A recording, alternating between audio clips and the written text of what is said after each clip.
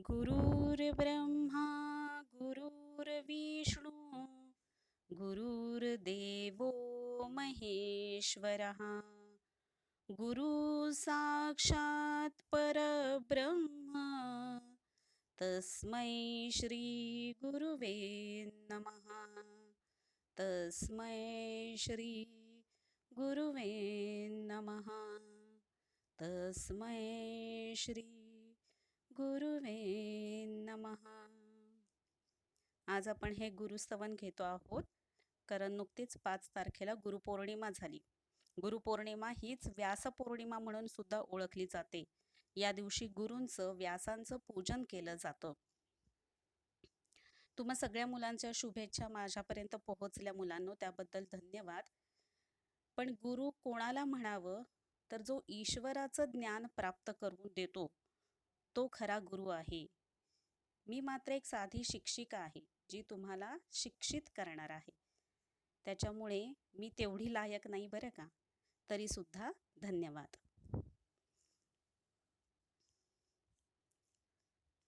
आता आपण दुसरी संतवाणी अंकिला मी दास तुझा ही पाहणार आहोत. संतवाणी, संतवाणी म्हणजे संतांची वाणी, संतांचे बोल. यालाच आपण अभंग असं सुद्धा म्हणतो. अभंग म्हणजे काय? अभंग, ज्याचा कधीही भंग होत नाही, म्हणजे जे कधीही नष्ट होत नाही, जे कधीही संपुष्टात येत नाही. आज इतकी वर्षानुवर्ष झालेली आहेत अभंगांच्या रचना करून सुद्धा, तरी देखील आपण पहा की आजही ते अभंग आपल्या उपयोगी पडत आहेत आणि पुढेही पडणार आहेत. असं जीवनाचं एकंदरीत रहस्य किंवा जीवनाचं सूत्र त्या अभंगांमध्ये दिलेलं आहे. आणि त्याच्यामुळे संतवाणी जी आहे किंवा अभंग जे आहे ते कधीही नष्ट न पावणारे असे आहेत, म्हणून त्याला अभंग असं म्हटलं जातं. संत नामदेवांविषयी माहिती घेऊया. तुमच्या समोर जो फोटो दिसतो आहे तो आहे संत नामदेव यांचा. संत नामदेव यांचा जन्म नरसीबामणी या ठिकाणी झालेला आहे. 26 ऑक्टोबर 1270 ते 3 जुलै 1350 असं एकंदरीत 80 वर्षाचं आयुष्य त्यांना लाभलेलं आहे. दामाशेठ हे त्यांच्या वडिलांचं नाव आणि गोणाई हे त्यांच्या आईचं नाव आहे. संत नामदेवांविषयी जर सांगायचं झालं तर तुम्हा सर्वांना परिचित असेल की संत नामदेवांच्या हातून प्रत्यक्ष पांडुरंग नैवेद्य घेत असे. संत नामदेवांच्या घरी अशी परंपरा होती की विठ्ठलाच्या मंदिरात जाऊन नैवेद्य चढवत असत ते. आणि एके दिवशी दामाशेट्टींना न जमल्यामुळे त्यांनी नामदेवांना पाठवलं. नामदेवाने तिथे पांडुरंगासमोर नैवेद्य घेऊन गेल्यानंतर लहान मूल ते पण देवासमोर बसूनच राहिलं. हट्ट करू लागलं की हे पांडुरंगा, नैवेद्य लवकर खाऊन घे की मलाही भूक लागलेली आहे, म्हणजे मलाही जेवता येईल. आणि जोपर्यंत पांडुरंग नैवेद्य खात नाही तोपर्यंत तिथून संत नामदेव हे उठलेच नाहीत. शेवटी कंटाळून ते म्हणाले, हे बघा आता इथेच मी डोकं आपटीन आणि रक्तबंबाळ होईल. त्यानंतर मात्र पांडुरंगाने, विठ्ठलाने प्रत्यक्ष संत नामदेवांच्या हातून नैवेद्य खाल्लेला आहे. ही गोष्ट आपल्याला माहिती असेलच. आणि अशा प्रकारे लहानपणापासूनच संत नामदेवांवरती पांडुरंगाची कृपा होती. पांडुरंगाचा कृपाप्रसाद त्यांना लाभलेला होता. त्यानंतर संत नामदेव जसे मोठे होत गेले, एके दिवशी संत गोरा कुंभार यांच्या घरी सगळी संत मंडळी जमलेली असताना मुक्ताबाई, तुम्हाला माहिती असेलच की जी आहे लहान पण सगळ्यांचे अहंकार ती ओळखते आणि दूर करण्यामध्ये सुद्धा यशस्वी होते, अशी ही मुक्ताबाई. तिच्या लक्षात येतं की संत नामदेवांनी गुरु केलेला नाहीये. संत नामदेवावरती पांडुरंगाची कृपा आहे पण संत नामदेवांनी गुरु केलेला नाही. आणि त्यामुळे कुठेतरी संत नामदेवांच्या मनामध्ये अहंकार आहे की आपण विठ्ठलाचे लाडके भक्त आहोत. आणि म्हणून मग संत मुक्ताबाई ही गोरा कुंभार यांना म्हणते, काका जरा बघा तर थापटणं मारून प्रत्येकाच्या डोक्यावरती की सगळ्यांची मडकी व्यवस्थित भाजली गेलीत की नाही. म्हणजेच काय पाहायला सांगते, थापटणं म्हणजे मातीचं जे भांड असतं त्याच्यावरती जे झाकण आपण ठेवतो मातीचं, त्याला म्हणायचं थापटणं. तर ते मारून प्रत्येकाच्या डोक्यात पहा, म्हणजे पक्की भाजली गेलीत की नाही, म्हणजे सगळे ज्ञानी आहेत की नाही हे पहा.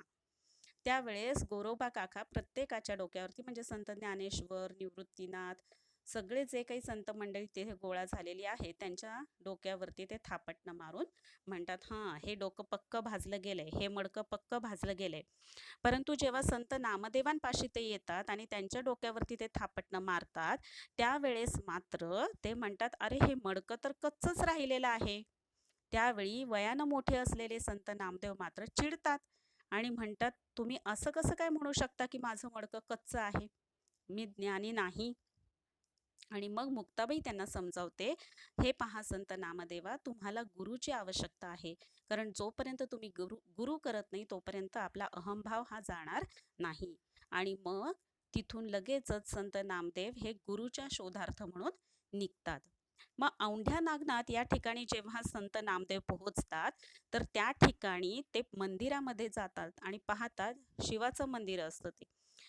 शंकराची पिंड तिथे असते आणि त्या शंकराच्या पिंडीवरती पाय ठेवून एक व्यक्ती झोपलेली असते. आणि मग संत नामदेवांना त्याचा राग येतो की अरे हे काय, मंदिर आहे आणि महादेवाच्या पिंडीवरती पाय ठेवून तुम्ही चक्क झोपलात कसे काय, उचला ते आधी पाय. तेव्हा ते काय म्हणतात, जिथे जिथे देव नाही तिथे तिथे माझे पाय ठेवून बघ. आलं का लक्षात? देव जिथे नाही तिथे माझे पाय ठेवून बघ. आता देव नाही असं कुठलं ठिकाण आहे? प्रत्येक चराचरामध्ये ईश्वर भरून राहिलेला आहे.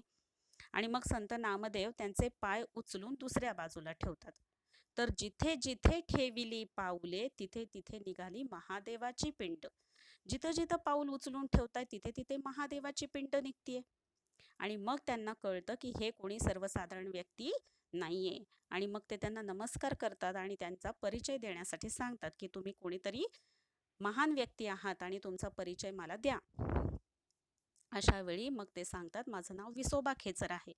आणि मग विसोबा खेचरांनाच संत नामदेव हे गुरु करून घेतात. म्हणजे संत नामदेवांचे गुरु कोण आहेत? तर विसोबा खेचर. आणि मग गुरु प्राप्त झाल्यानंतर संत नामदेवांनी अख्खं पंजाब पर्यंत वारकरी संप्रदायाची पताका फडकवली. म्हणजेच कीर्तनांच्या द्वारे, प्रवचनांच्या द्वारे त्यांनी वारकरी संप्रदाय काय आहे, त्याची वैशिष्ट्य काय आहेत आणि त्या वारकरी संप्रदाय म्हणजे नेमका कसा आहे, हे सर्वत्र त्यांनी आपल्या अभंगांमधून, प्रवचनांमधून, कीर्तनांमधून त्याचा प्रसार केला. असे हे महान संत नामदेव, 80 वर्षाचं आयुष्य त्यांना लाभल्यामुळे अगदी पंजाबपर्यंत त्यांनी वारकरी संप्रदाय पोहोचवला. संत नामदेव 1270 ते 1350 वारकरी संप्रदायातील थोर संत कवी. संत कवी, अभंगांची रचना करणारे. संत नामदेवांची अभंग रचना अतिशय उत्कट असून त्यांच्या अभंगाची भाषा सुबोध, सरळ, साधी आहे. अभंगांची भाषा सुबोध, चांगला बोध देणारी आहे, सरळ आहे, साधी आहे. त्यांनी हिंदीतही रचना केली आहे. पंजाबात जाऊन त्यांनी भागवत धर्माची पताका फडकवली. शिखांच्या गुरु ग्रंथ साहेब या ग्रंथात त्यांची 61 कवने समाविष्ट असून भक्त नामदेवजी की मुखबानी या नावाने ती प्रसिद्ध आहेत. प्रस्तुत अभंगामध्ये संत नामदेवांनी विविध दृष्टांतातून परमेश्वर कृपेची याचना केली आहे. दृष्टांत म्हणजे दाखला, उदाहरण. एखादी गोष्ट पटवून देण्यासाठी आपण विविध उदाहरणं देतो किंवा दाखले देतो किंवा दृष्टांत देतो. परमेश्वर कृपेची याचना, परमेश्वराची आपल्यावरती कृपा व्हावी याच्यासाठी विनंती केलेली आहे, आर्जव केलेली आहे. आता प्रत्यक्ष संतवाणी आपण अभ्यासूयात.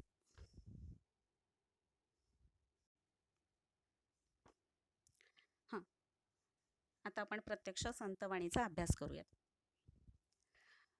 अग्नी माझी पडे बाळू, माता धावे कनवाळू, तैसा धावे माझिया काजा, अंकिला मी दास तुझा. सवेची झेपावे पक्षिणी, पिली पडताची धरणी, भुकेले वत्सरावे, धेनू हुंबरत धावे.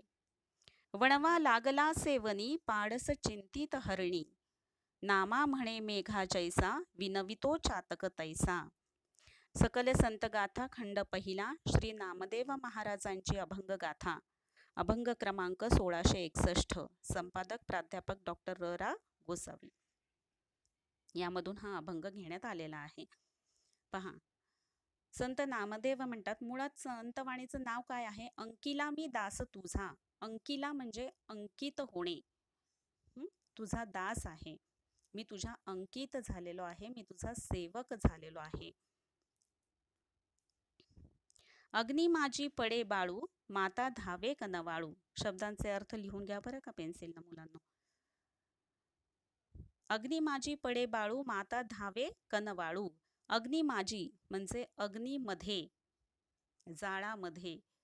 पडे बाळू लहान बाळ, माता धावे कनवाळू. कनवाळू म्हणजे दयाळू. माता आई, धावे धावत जाते.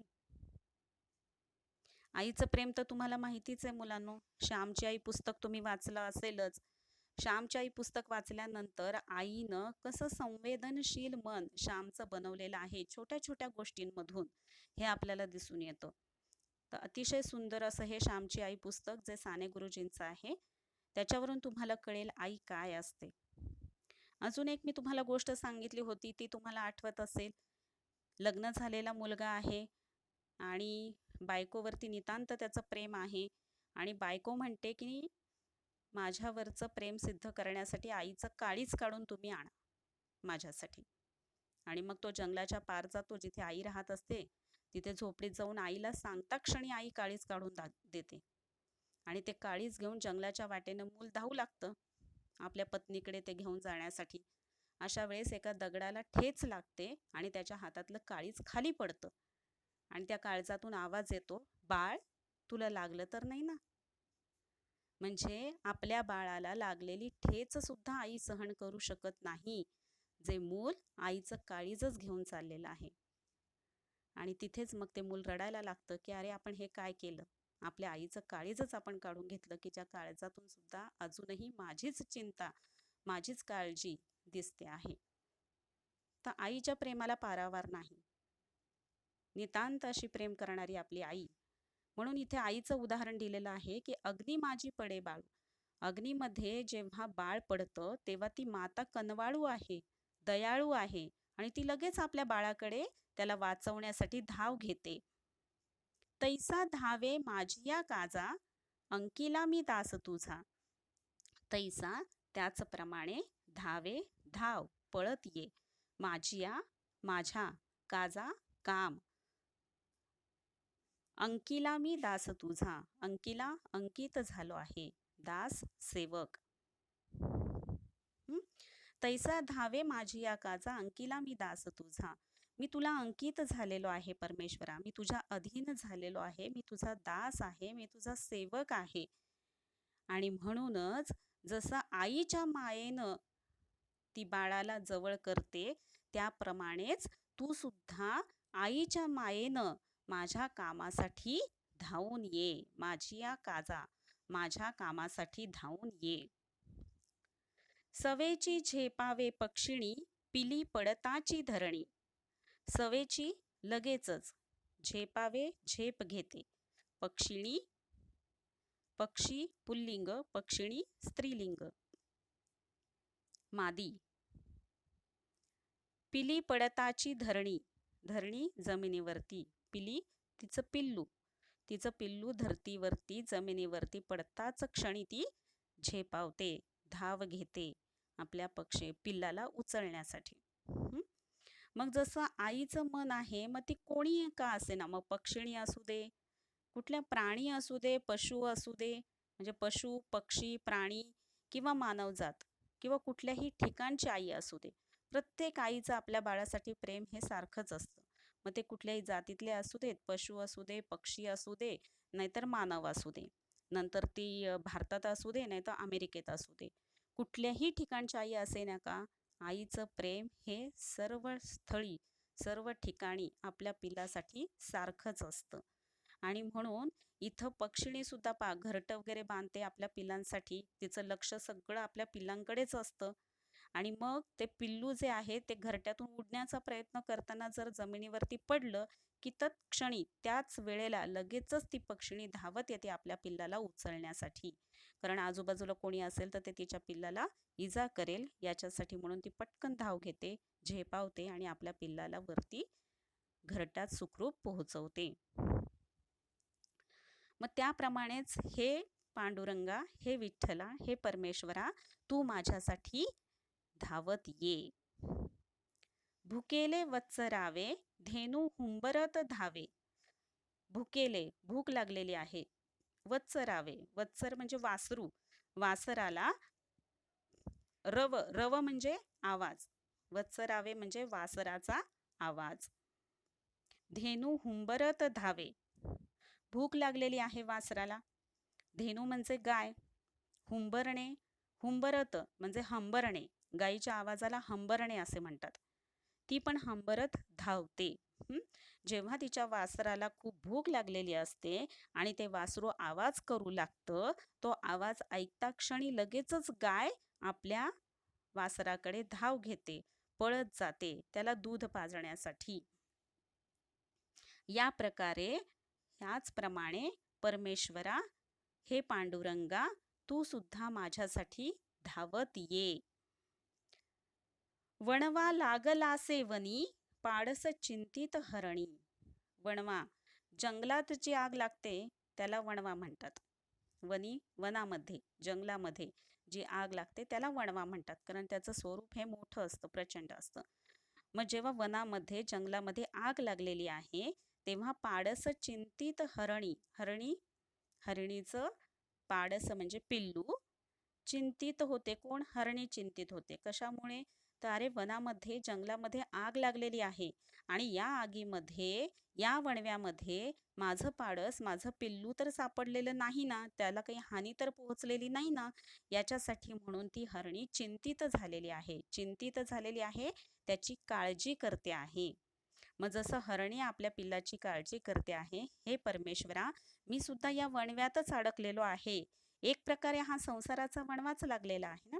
संसारामध्ये कधीही म्हणजे सुख प्राप्त होईल पूर्णपणे असं काही सांगता येत नाही. तर सुख हे मानण्यावरती अवलंबून असतं. तर संसारामध्ये खरं तर सुख नाहीये, ते मृगजळाप्रमाणे आहे.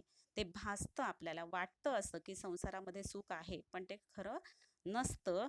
आणि म्हणूनच जणू काही आजूबाजूला वणवा लागलेला आहे, की द्वेष आहे, मत्सर आहे, लोभ आहे, माया आहे, मोह आहे. आणि याच्यामुळे जे वागणारे लोक आहेत, जे भ्रष्टाचार, लाचलुचपतपणा किंवा दरोडेखोर किंवा चोऱ्या माऱ्या, हे जे सगळं चाललेलं आहे किंवा प्रदूषण आहे, ह्या सगळ्या ज्या समस्या आहेत त्या एखाद्या वणव्याप्रमाणेच आहेत. आणि ह्या वणव्यामध्ये मी अडकून पडलेलो आहे. मग याच्यातून माझी तू हरणीप्रमाणे चिंता कर. मी तुझं पाडस, तुझ्या पिल्लाप्रमाणे आहे, तर तू माझ्या मातेप्रमाणे आहेस आणि तशीच चिंता तू माझी कर आणि या संसार रूपी वणव्यातून मला वाचव. म्हणजेच काय? तर माझा उद्धार कर. म्हणजे संसार करायचा नाही का? तर संसार करायचा, पण तो अलिप्त राहून. अलिप्त राहून म्हणजे काय? की संसारामध्ये वावरत असताना, बटाट्याचं उदाहरण मी तुम्हाला सांगत असते. बटाट्याची भाजी जर तुम्ही पाहिली तर बटाटा कसा असतो? बटाटा, कुठलीही भाजी कमी असू दे, घाल त्याच्यामध्ये बटाटा आपण म्हणतो. म्हणजे बटाटा सगळ्या भाज्यांमध्ये आपल्याला वापरता येतो. पण तुम्ही पाहिले का, बटाटा स्वतःचं अस्तित्व कधी सोडत नाही, तो पूर्णपणे विरघळून जात नाही त्या भाजीमध्ये. तसं आपण राहायला शिकलं पाहिजे. संसारामध्ये राहून सुद्धा आपण मनाने मात्र परमेश्वराजवळच असलं पाहिजे. आणि म्हणून म्हटलेलं की वनवा लागला असे वनी, पाडस चिंतित हरणी. अशा प्रकारे जर तुम्ही राहिलात, अलिप्त राहिलात, तर तुम्हाला ते जे संसारामध्ये असलेलं सुख आहे किंवा दुःख आहे, म्हणजे दुःख आलं की त्रास होणं किंवा सुख आलं तर तो आनंद सुद्धा काही जणांना म्हणजे व्यक्त करता येत नाही किंवा तो आनंद सुद्धा मनात मावत नाही. आणि त्याच्यामुळे मग त्यांना, काही जणांना हर्षवायू झाला किंवा मग काही अति आनंदामुळे वेगळेच काही प्रकार घडले, तर तो आनंद सुद्धा काही जणांना सहन करून घेता येत नाही किंवा इतरांना इतरांचे आनंद सहन होत नाहीत. हे अशा प्रकारे जे द्वेष, मत्सर, माया, मोह याच्यामध्ये हे सगळे संसार रूपी लोक अडकलेले आहेत. तर संसार जरूर करावा, पण तो अलिप्त राहून करावा, म्हणजेच संसार सुखाचा होऊ शकेल. तर तुम्ही काय केलं पाहिजे? संसारात राहून सुद्धा मनामध्ये मात्र परमेश्वराला स्थान दिलं पाहिजे. तर असं वनवा लागला असे वनी, पाडस चिंतित हरणी. तर या वणव्या रूपी संसारात मी अडकून पडलोय देवा, आणि याच्यामधून माझा उद्धार जर करायचा असेल तर त्यासाठी परमेश्वरा तुलाच चिंता असली पाहिजे, काळजी असली पाहिजे आणि त्याच्यासाठी म्हणून तू धावत ये. नामा म्हणे मेघा जैसा विनवितो चातक तैसा. नामा ही नाममुद्रा वापरलेली आहे संत नामदेवांनी आपल्या अभंगासाठी. प्रत्येक वेळी पहा, अभंगाच्या शेवटी ज्यांचा कोणाचा अभंग असेल त्यांनी आपली नाममुद्रा त्याच्यामध्ये वापरलेली असते. संत नामदेवांनी नामा ही मुद्रा वापरलेली आहे. नामा म्हणे मेघा जैसा, मेघ पाण्याने भरलेले काळे ढग. त्याच्यामुळे ढग म्हटलं तर मेघ हा समानार्थी शब्द लिहायचा आहे. पण आकाश म्हटलं तर त्याला मेघ हा समानार्थी शब्द येणार नाही. आकाश म्हटलं तर त्याला गगन तुम्ही शब्द लिहू शकता. पण मेघ म्हटलं तर ते पावसाच्या पाण्याने भरलेले असतात काळे ढग. म्हणून मेघला समानार्थी शब्द ढग. आकाश म्हटलं तर त्याला समानार्थी शब्द गगन. नामा म्हणे संत नामदेव म्हणतायत मेघा जैसा, ज्याप्रमाणे पावसानं भरलेले हे ढग आहेत. विनवितो चातक तैसा, विनवितो विनंती करतो, विनवणी करतो. चातक हा नावाचा पक्षी आहे आणि तैसा म्हणजे त्याप्रमाणे. ज्याप्रमाणे काळे ढग पावसाचे जमा झालेले असतात त्यांना चातक पक्षी विनवत असतो, विनंती करत असतो की त्याचा एक थेंब मला फक्त मिळावा, तो मला जीवन जगण्यासाठी पुरेसा आहे. इतरत्र सर्वत्र पाणी आहे, पण केवळ ते जे ढग आहेत, मेघ आहेत काळे, जे पावसाच्या पाण्यानं भरलेले आहेत, त्याचा एक थेंब जरी माझ्या चोचीत मिळाला तरी सुद्धा मला जीवन जगण्यासाठी पुरेसा आहे, म्हणून तो वाट पाहत असतो. तर तशी संत नामदेव म्हणतात की हे परमेश्वरा, मी तुझी वाट पाहत आहे, मला तुझी आस लागलेली आहे. संत नामदेवांच्या मनामध्ये तीव्र इच्छा आहे पांडुरंगाला भेटण्याची, परमेश्वराला भेटण्याची. त्याच्या कृपेची याचना ते करतायत की परमेश्वरा तुझी कृपा माझ्यावरती व्हावी, म्हणून ते विनंती करतायत, आर्जव करतायत पांडुरंगाकडे.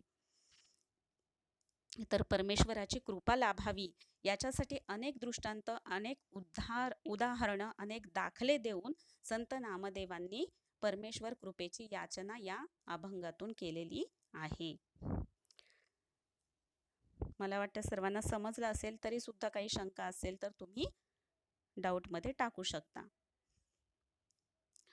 आता ही संतवाणी जी आपली पूर्ण शिकून झालेली आहे, तर तुम्ही मुलांनो आधी संतवाणीचं नाव, संत नामदेव, त्यांची पूर्ण माहिती ती लिहून काढायची आहे आणि त्याच्यानंतर मग ही संतवाणी पूर्ण लिहून काढायची आहे आणि शब्दांचे अर्थ लिहून काढायचे आहेत.